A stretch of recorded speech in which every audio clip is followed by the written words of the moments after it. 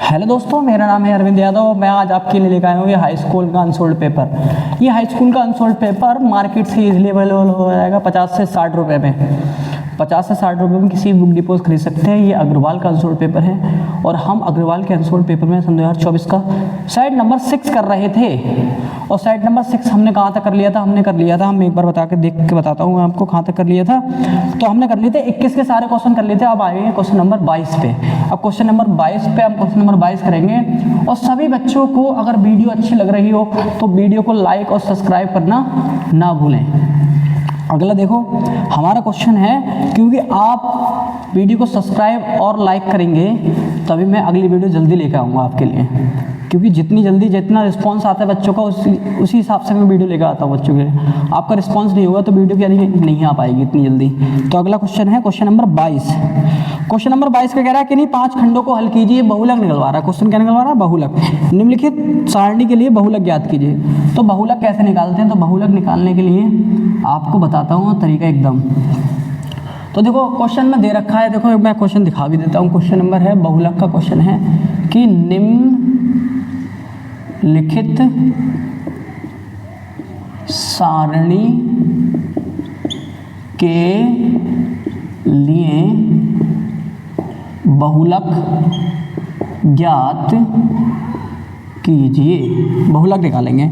बहुलक क्या है? देखो वर्ग अंतराल दे रखा है क्वेश्चन में और बारंबार दे रखी है। तो बहुलक अगर आपसे पूछेगा तो आपको सारणी बनाने की कोई आवश्यकता नहीं है। एक बार जो क्वेश्चन दे रखा है वही उतार लेंगे बस, अलग से कोई सारणी नहीं बनाएंगे। जैसे माध्य और मध्यिका में निकालते थे ऐसा कुछ नहीं है। तो देखो ये दे रखा है 0 से 10, 0 से 10, 10 से 20, 20 से 30, 30 से 40 और 40 से 50, 40 से 50। अब देखो ये दे रखा है 6, 11, 21, बारंबारता 23 और 14। अब इस तरह के क्वेश्चन पेपर में पहले हमें पता होना चाहिए कि बहुलक होता क्या है। बहुलक का फॉर्मूला ही जब तक याद नहीं होगा बच्चों को तो क्वेश्चन कैसे निकाल पाएगा? तो बहुलक का फॉर्मूला होता है, बहुलक बराबर होता है L प्लस FM माइनस का F1 अपॉन में 2FM minus F1 minus F2 into में H। ये होता है फॉर्मूला। अब आप कहेंगे ये FM और F1 और F2 कैसे मानेंगे? तो सबसे ज़्यादा आप बारंबारता देखो, सबसे ज़्यादा बारंबारता कौन सी दे रखी है? तो आप कहेंगे 23। तो इसको क्या मान लूँगा मैं? FM। इससे पहले वाले को क्या मान लूँगा? F1। इससे लास्ट वाले को क्या मान लूँगा? F2। किसी को कोई दिक्कत? यहाँ तक कोई दिक्कत नहीं आनी चाहिए। H आपको पता ही है अंतर। FM के जस्ट सामने वाले को क्या मान लूंगा मैं? L कितना हो जाएगा? तो देखो L की वैल्यू हो जाएगी 30, FM का मान जो हो जाएगा वो हो जाएगा 23, F1 की जो वैल्यू हो जाएगी वो वैल्यू हो जाएगी 21 और F2 का जो मान हो जाएगा वो मान हो जाएगा 14। और H क्या होता है दोस्तों? H होता है अंतर। अंतर कितने का? देखो 10 का है। 10, 0 से 10, 10 से 20, 20 से 30, 30 से 40, बीच में अंतर कितना है? 10 का। अब लगा देंगे फॉर्मूला। जैसे फॉर्मूला लगाएंगे देखो बहुलक बराबर लिख लूँ मैं, बहुलक बराबर L कितना है? देखो L है 30 प्लस FM कितना है? तो 23 माइनस F1 कितना है? तो F1 है 21 और ब्रैकेट में देखो, ब्रैकेट में बाद में बंद करता हूँ। ये क्या कर लूँ? रफ कर लूँ। मैं कपड़ा भूल गया और कपड़े को ढाक लेकर आता हूँ 1 सेकंड में। और ये आगे देखो, हाँ, और ये ब्रैकेट लगा लो। FN की वैल्यू कितनी है? तो 23 माइनस F1 की वैल्यू कितनी है? 21 और ब्रैकेट में 2 इंटू 23 माइनस में F1 की वैल्यू 21 है और F2 की वैल्यू कितनी है? 14 इंटू में H कितना है? H है अंतर। अंतर कितने का है दोस्तों? अंतर है 10 का। अंतर कितने का है? 10 का। देखो 30 प्लस 23 में से 21 गए तो 2 बचेंगे। कितने बचेंगे? 2। 23 दूनी 46, 23 दूनी 46 माइनस 21 माइनस 14 इंटू में 10। किसी को यहाँ तक कोई दिक्कत हो तो बताओ। तो देखो 30 प्लस ये है 2, 23 दूनी 46, 46 में से देखो 21 माइनस के हैं, 14 भी माइनस के हैं। तो देखो 46 में से 21 घटाओ और 14 भी घटा लो। तो 14 पहले माइनस क्या कर लूँ मैं? प्लस कर लूँ। तो देखो 46 में से माइनस है 21 और 14 कितना हो जाएगा? तो 4 और 1 5 और ये हो जाएंगे 3 35 हो जाएंगे, कितने हो जाएंगे 35, तो कितना बचेगा 11, आप कहेंगे 11 बचेगा, कितना बचेगा 11 और इनटू में हो जाएगा ये 10। किसी को कोई दिक्कत हो तो यहाँ तक बताओ। देखो 10 दूनी हो जाएंगे 20, 10 दूनी 20 में बोर्ड पर आ जाता हूँ, बहुलक बराबर हो जाएगा ये है 20 प्लस 20 नहीं सॉरी 30 प्लस 10 दूनी 20 बटे में 11, 20 बटे में 11। देखो ये है 20 और ये है 11, तो जैसे ही 11 ही करा 11 बचेंगे 9, पॉइंट लगा लेंगे, 0 डालेंगे, 11 अट्ठे 88, देखो 2 बचेंगे, पॉइंट लगाओ 0, तो 11 ही करना 11, बस यहाँ तक ही लगा लेंगे पॉइंट तक।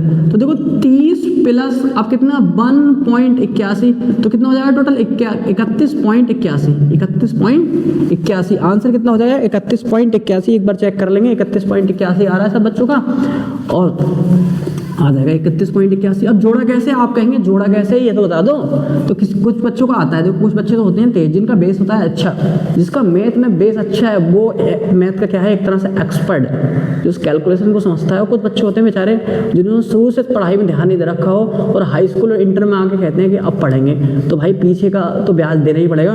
तो देखो मैं बता देता हूँ आपके लिए बता देता हूँ कि जोड़े कैसे हैं। तो देखो 30 है और ये है 1.81, तो पॉइंट के जितने जरूरत होती है उतने जीरो लगा लो, 30.0000 करते रहो सारी जिंदगी में, तो 30 ही रहेगा, कितने भी जीरो बढ़ा सकते हैं, मतलब हमें 2 की जरूरत है, हमने 2 बढ़ा लिए। देखो 1 8 1 31, कोई दिक्कत, 31.81 आ गया। तो आप कर देंगे हम रफ, क्वेश्चन कर देंगे रफ, और वीडियो अच्छी लग रही हो तो दोस्तों लाइक और सब्सक्राइब करना ना भूलें। अगली मैं क्वेश्चन कराता हूँ, अगला क्वेश्चन क्या है, देखो अगला क्वेश्चन भी कराते हैं। अगला क्वेश्चन है हमारा,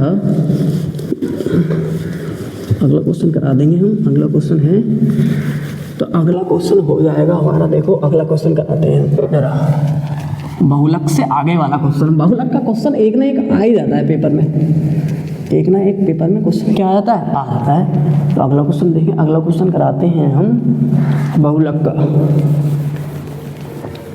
तो क्वेश्चन नंबर है अगला, बहुलक का क्वेश्चन नंबर है, देखो अब आ गए हम कह रहा है वृत्त वाला क्वेश्चन नंबर कैसे करेंगे। देखो वृत्त, ये खास सिद्ध कीजिए कि किसी बाह्य बिंदु से वृत्त पर खींची गई स्पर्शरेखाओं की लंबाई बराबर होती है। ये सिद्ध करना है। एक सपोज करो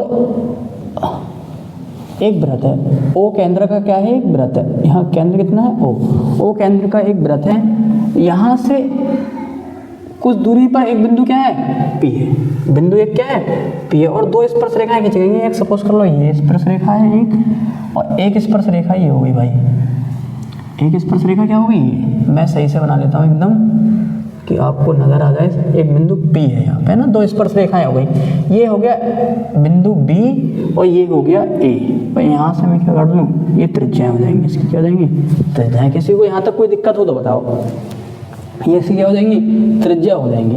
अब ऐसे क्वेश्चन को कैसे, ये चित्र बन गया, ये क्वेश्चन क्या हो गया, देखो मैंने क्या बनाया पहले, ओ केंद्र का एक वृत्त बना दिया, ओ केंद्र से कुछ दूरी पर एक बिंदु P लिख लिया, P से तो स्पर्श रेखाएं लेनी हो, ये इसकी हो जाएंगी त्रिज्याएं, ओ ए और ओ बी क्या हो जाएंगी त्रिज्याएं, ओ है ये, मैं आपको दिखाई दे रहा हूँ, देखो आप देखो शायद आपको अब दिखाई दे रहा होगा, है ना।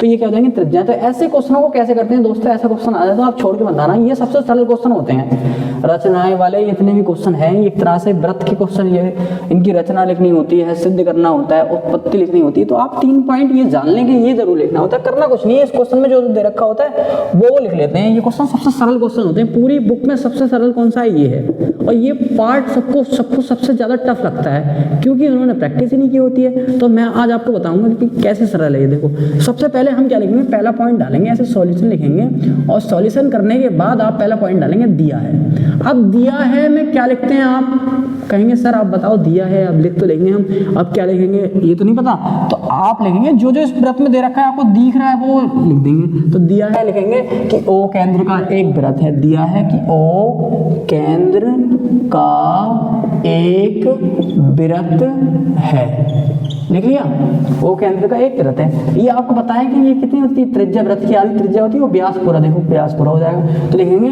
कि ओ ए त्रिज्या वृत्त है, ओ ए तथा ओ बी वृत्त की त्रिज्याएं हैं, क्या है त्रिज्याएं हैं, त्रिज्याएं हैं। किसी को कोई दिक्कत, देखो त्रिज्याएं हैं। और क्या लिखेंगे, और कहेंगे देखो, और आप ये भी लिख सकते हैं कि ए ओ पी दूरी पर एक बिंदु P है, ओ से कुछ दूरी पर लिख देना, ओ केंद्र ओ से, यहाँ से लिखना आप ऐसे लिखना कि केंद्र ओ से कुछ दूरी पर एक बिंदु P है। लिख लिया, देखो P कुछ दूरी पर एक बिंदु P है, बिंदु P से दो स्पर्श रेखाएं खींची गई हैं। लिखना बिंदु P से दो स्पर्श रेखाएं खींची गई हैं, दो स्पर्श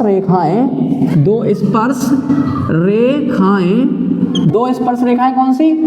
OP तथा OP है एक स्पर्श रेखा, और एक कौन सी है? BP, एक AP और BP है ना। बिंदु P से दो स्पर्श रेखाएं AP तथा BP खींची गई हैं। आप कहेंगे इतनी सारी हिंदी लिख दी सर आपने और कुछ समझ में नहीं आ रहा। तो भाई देखो दिया है आप डाल लेंगे, और जो जो आपको नजर आ रहा हो वो लिख देना। आपको ये सपोज कर रहा हो एक केंद्र का एक वृत्त है, तो मैंने देखो मुझे जो दिख रहा था मैंने वो लिख दिया। आप भी ऐसे करेंगे कि ओ केंद्र का एक वृत्त है, कौन केंद्र तो ओ ही होता है ना, तो मैंने ये तो लिखा है ओ केंद्र का एक वृत्त है। OB तथा OA और OB वृत्त की क्या है? दो त्रिज्या है, मैंने ये लिख लिया। O से कुछ दूरी पर बिंदु पर एक बिंदु P लिख लिया। P से दो स्पर्श रेखाएं खींची गई हैं, जो कौन सी है? AP और BP दो स्पर्श रेखाएं दिया है, ऐसे लिख देंगे आप। सबसे सरल क्वेश्चन होते हैं ये वाले क्वेश्चन, जिसको समझ में आ जाए एक बार। फिर हम लिखेंगे सिद्ध करना है। सिद्ध क्या करना है? तो सिद्ध करना है, तो क्वेश्चन में दे रखा है कि सिद्ध करने में आपको करना है, बोल रहा है कि दो स्पर्श रेखाओं की लंबाई जो है बराबर है, ये सिद्ध करना है। तो दो स्पर्श रेखाएं कौन सी है? AP और BP दो स्पर्श रेखाएं, तो हमें सिद्ध करना है कि AP बराबर है BP के, AP बराबर है BP के। कोई यहाँ तक किसी को दिक्कत हो तो बताओ। दो स्पर्श रेखाएं हैं देखो AP और BP, दोनों क्या करना है? हमें इक्वल सिद्ध करना है कि दोनों क्या है? एक दूसरे क्या है? इक्वल है। अब हम डाल लेंगे रचना। अब रचना तीसरी, ये 3 पॉइंट लिखेंगे रचना, एक 4 पॉइंट लिखने होते हैं पूरे क्वेश्चन। रचना कैसे करते हैं? तो रचना लिखेंगे देखो, तो देखो कह रहा है रेखाखंड, एक रेखाखंड देखो ये खींचा है O, एक रेखाखंड खींचा है और एक रेखाखंड खींचा है OB। तो लिखेंगे कि OA रेखाखंड OB OA, मैं एक बार रफ करके लिखता हूँ, रेखाखंड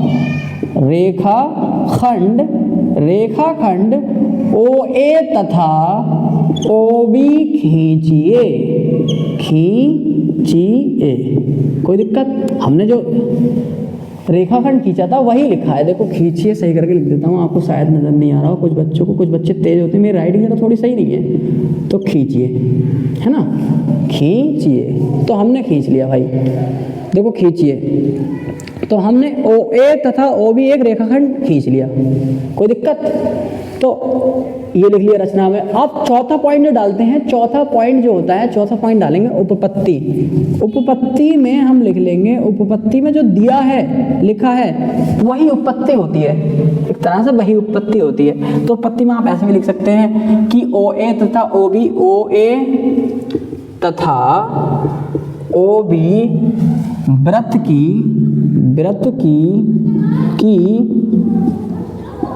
त्रिज्याएं हैं। वृत्त की क्या हैं? त्रिज्याएं हैं। OA तथा OB वृत्त की क्या हैं? त्रिज्याएं हैं, हमने लिख लिया। और तथा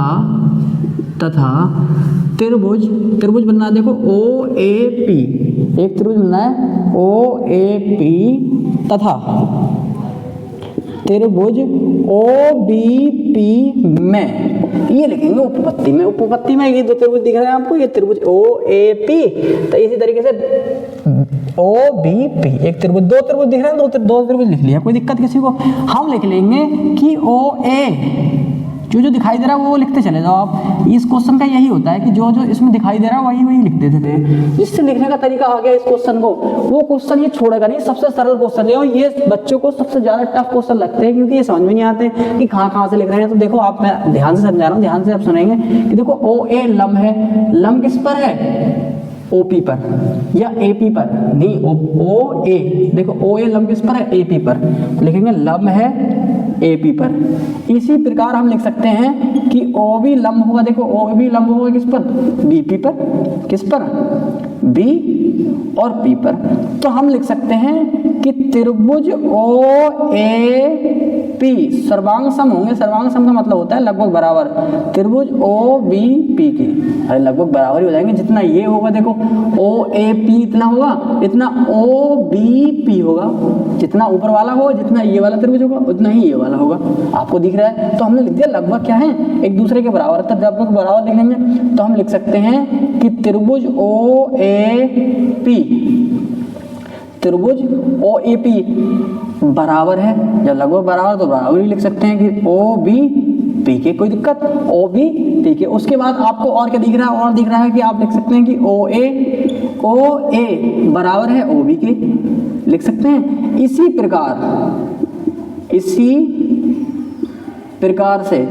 प्रकार से सिद्ध करना है हमें ए पी बराबर होगा बी पी के।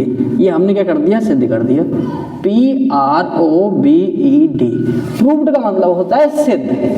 क्वेश्चन ध्यान से देखेंगे और ध्यान से देखो, जो जो दिख रहा है वो लिखता है इस क्वेश्चन में। और इस क्वेश्चन का सबसे अच्छा यही है कि हमें अपनी तरफ से लिखना होता है ज़्यादातर, क्योंकि हर क्वेश्चन में क्या होता है, सूत्र लगाओ, वैल्यू लगाओ, तब आंसर आता है। और इसमें तो अपनी मर्जी है, देखो जो जो दिखाई दे रहा है वो कर दिया हमने।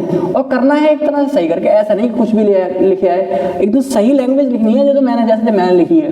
तो ये इस क्वेश्चन को ऐसे करेंगे।